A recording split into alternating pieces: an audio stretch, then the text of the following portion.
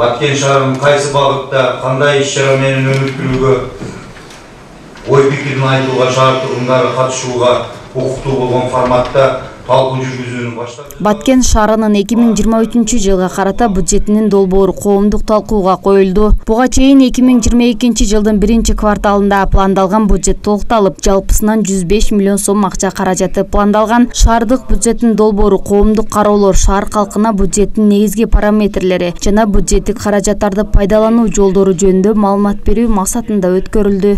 Жарандык бюджетти коомдук талкууга 2023-жылгы бюджетти коомдук талкууга алып чыктык. Негизинен жергиликтүү жарандык бюджет ачык айкын болуш керек. Элдин сунушуну алышыбыз керек биз. Былтыркы жылы 105 миллион бюджетибиз болсо, быйылкы жылы 124 миллион тегерегинде каралып жатат. Бул долбоор. Буга дагы алымча кошумчалар түзүлөт.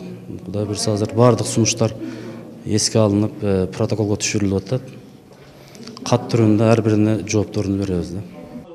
2023-жылга шаарды өнүктүрүүгө жергиликтүү бюджеттен 74 миллион сом каралууда. Коомдук угууда шаар тургундары тарабынан бир катар көйгөйлүү маселелерди карап чыгуу сунуштары берилди. Эң эле негизги болгон таза суу, ички жолдорду кеңейтүү жана эс алуу жайларын оңдоп түзөөдөн өткөрүү, эс алуучулар үчүн шарттарды түзүү маселелери айтылды. Ошондой эле шаардын аймагындагы таштанды таштоочу урналарды көбөйтүү сунушталды.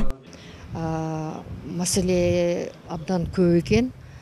Көйгөйлөр элдин арасында дагы аябай көп.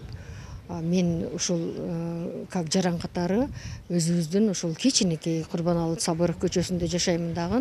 Ошол көчөнүн көйгөйлөрүн айттым.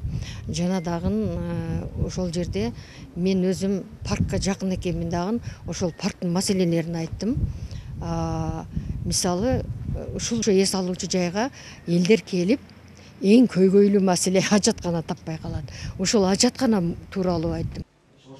Бюджеттин долбоорун коомдук кароолор маанилүү чечимдерди кабыл алууда калктын пикирин, сунуштарын эске алуу максатын көздөйт. Жергиликтүү жашоочулар тарабынан коюлган сунуштар кабыл алынып, 2023-жылдагы планга киргизилет. Мадина Эсенова, Куштар Абдикар уулу, Алтын бешик жаңылыктары.